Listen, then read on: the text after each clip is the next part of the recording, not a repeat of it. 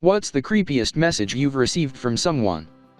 Last year I was idly wasting away my afternoon when I got a message notification on Facebook. I opened it up and it was a 20-year-old guy saying, "Are you?" my full legal name. No one really knows my full name, so I figured this kid knew me. I opened up his page and he lives halfway across the states from me. We have no mutual friends, and, as far as I can tell, we would have had no way to ever meet. I respond, "Yeah," to which he responds, "I am going to you." Slightly smiling face. I am 27 years old and not terribly paranoid, but this shook me to my very core. As far as I know, I still have him blocked on Messenger. Edit. I want to thank everyone for concern over my safety. At the advice of some commenters, I have turned over the conversation to Facebook through their reporting system.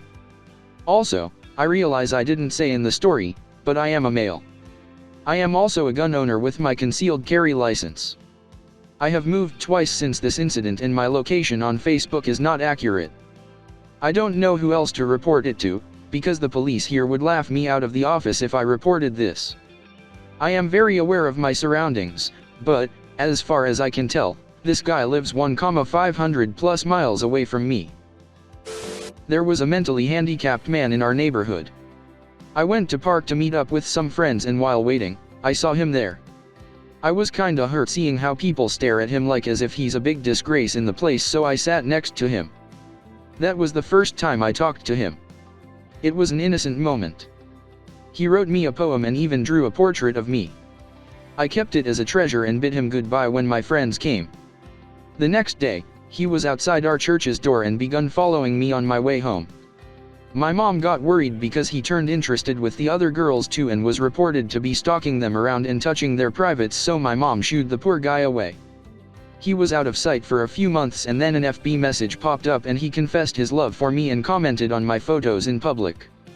I blocked the profile and it was quiet for a few months. And then he chatted MR again using a different account, which I blocked. And then he chatted me again using another. He would go to the church and just look from outside and then leave me messages written on paper. I accidentally got talking to a crazy Christian chick who was engaged to get married in a few months. Her husband is a ginger and I am also. Turns out she has a major fetish for them. One day she was talking to me online while playing a modded version of the Sims video game. She popped up and said, "Hey, look what I built." She sends me a few screenshots of the game. Turns out she'd made myself and her husband in a gay relationship on the game. The details were scarily accurate with the face/body creation. The first screenshot I got was me, in-game, naked. The mod has full Sims with and all, with my legs spread on a kitchen bench with her husband me in the. Yes, I still have the pictures. I slowly stopped talking to her after that. I was running late for work one morning, a couple years ago, and got a phone call from a local number I didn't recognize. Asked who was calling and a deep, muffled voice said something like "It's Mike." I didn't know any Mikes and figured it was a wrong number, so I said as much, hung up, and kept getting ready. Then I heard my phone go off again. And again. And again. Checked my texts and I had a series of messages like, "I'm at the hotel, I'm opening the door to your room, you're on the bed," etc. from the same number.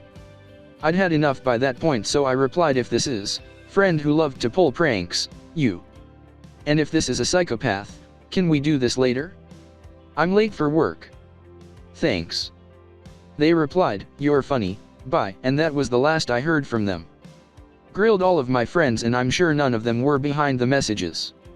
EDA, I'm from Quebec, I knew one Mike, former friend's BF, but that's literally it. I know a whole lot of Alexanders and Gabriels though. I'm loving these replies. I had posted some innocuous comment about a female comedian, whom I wasn't even particularly fond of, to which some random man took massive. Continued to barrage me with the most vile comments, "All women who are fat and want to be etc." I disengage and put my mobile away. Not even 10 minutes later he had gone back through all the pictures of the last 5 years, commenting, and getting increasingly graphic with his. Culminates in him sending me a message how he would prefer to my toddler daughter because her cunt would be peachier.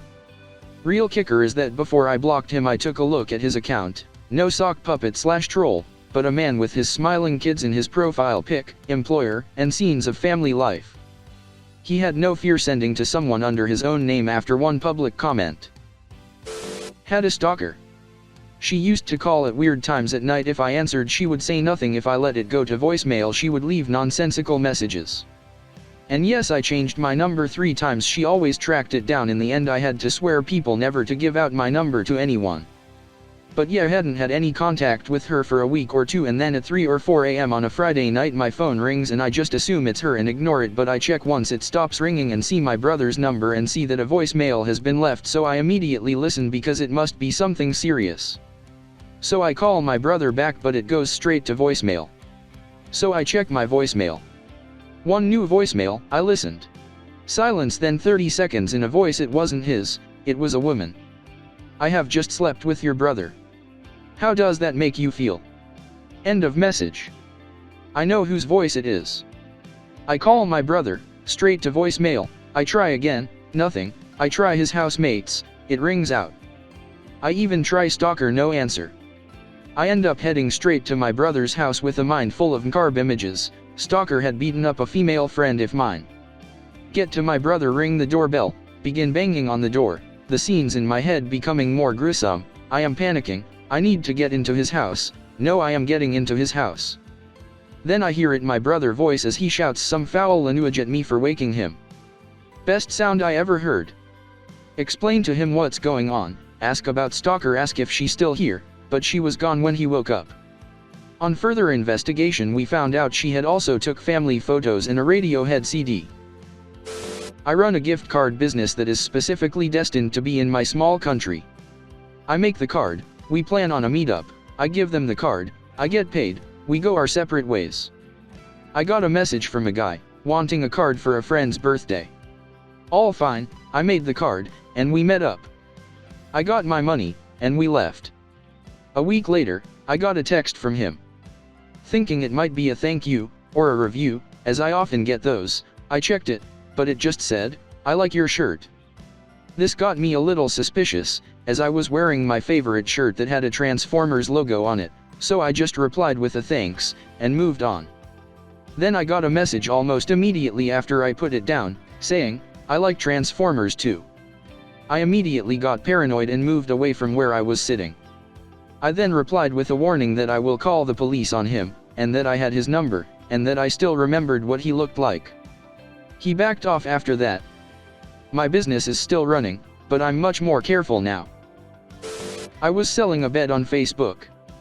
Before you start thinking of what could have been sent to me, let me to tell you, you're wrong and it's worse.